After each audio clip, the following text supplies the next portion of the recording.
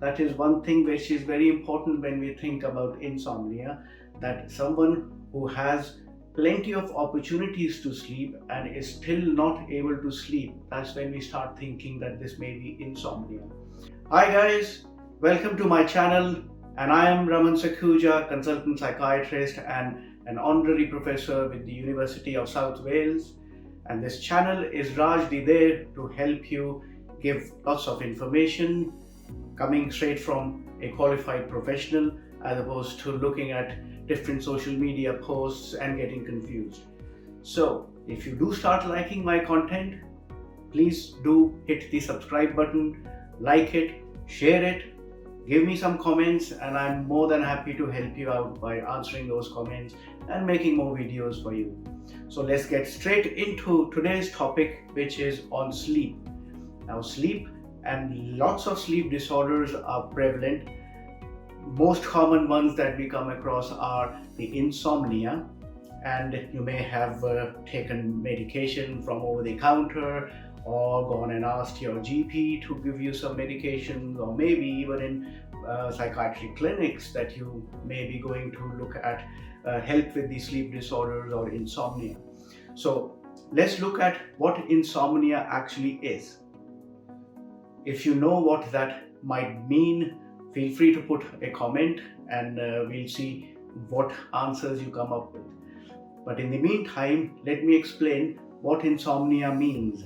Insomnia essentially means that someone who has a poor quality or a quantity of sleep that they are getting, which then results in them to feel really dysfunctional during the daytime, and that results in making them feel more fatigued and tired, not able to perform their activities very well, and then that further has to result in difficulties with almost a cycle develops where they're not able to sleep at night for whatever reasons, and then they start thinking about these things, not being able to sleep, and a vicious cycle develops where they try very hard to go to bed but they're not able to sleep, and then the thought processes begin that why am I not able to sleep, and they do all kinds of things to allow them to sleep in spite of having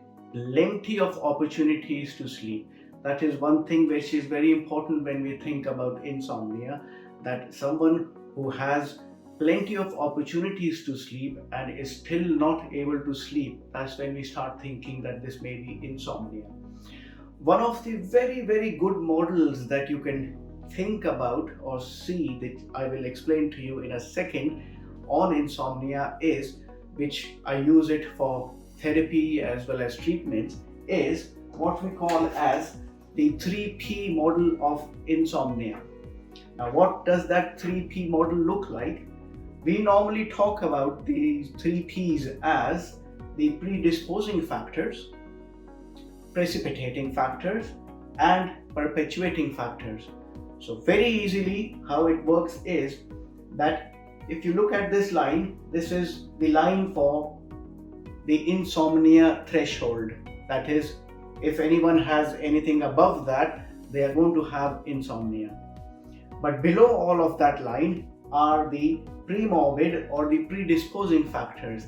Someone who is predisposed to developing this condition of insomnia, something happens that precipitates some life event, some anxiety, some mental health issue, or any stressful thing that puts them above this threshold, which leads to the acute insomnia to develop.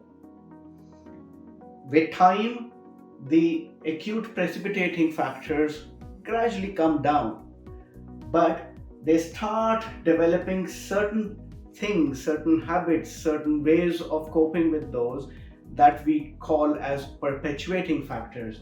And as time goes by, and when they still start developing insomnia conditions, it is not the predisposing factors, because they will always be there no matter what.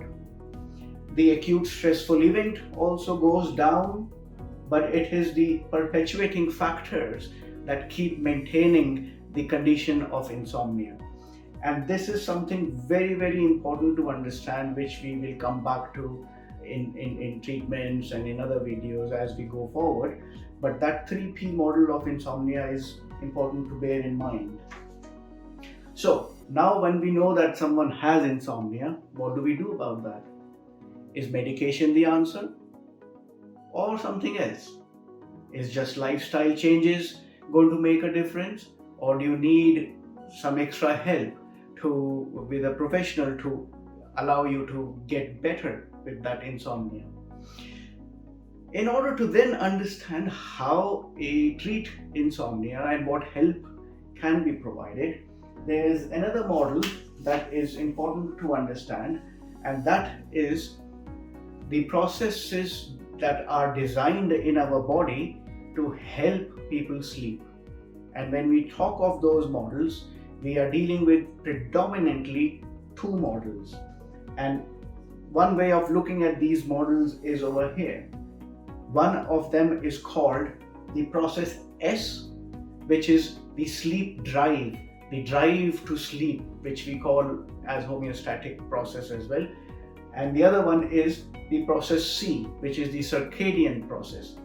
Now, what these actually mean is that the moment we get up in the morning, we have the drive to sleep, which gradually increases as the day goes by. And the other process is the process C, which is the circadian, our own biological clock that defines how do we eventually go to sleep. Now, both of these at some point join together, synchronize together, where the process S is at the maximum and the circadian rhythm is also at its height to allow the sleep to happen. And that's where both these processes can be helpful. So in insomnia, when we start treating, the easiest way for most of the people is give me a tablet and I will be fine. But if we look at insomnia treatments proper, medication does have a role, absolutely. But the mainstay treatment is cognitive behavioral therapy for insomnia. Whilst we call it cognitive behavioral therapy, it is largely looking at behavioral strategies to allow that sleep to happen. And we can talk about the CBT insomnia in much more greater detail as we go along. But all I want to share in this video is insomnia is a very common condition, can affect a lot of people, can lead to a lot of dysfunction in the daytime, can be caused by a number of conditions, maybe stress, maybe anxiety, maybe depression, maybe other mental health conditions, and cause a lot of difficulties. Treatment primarily is psychological with behavioral interventions and the CBT-I, and if that is not sufficient, that's when we start looking at different medications to help you. So keep watching these channels. I will be covering the sleep-related disorders in much more greater detail, and we can have videos on CBT-I and different medications as well. So watch this space, and if you have not yet done that, do hit the subscribe button, like it, share it, put in a comment, and we'll engage together, talk together, make this channel more fun for everyone.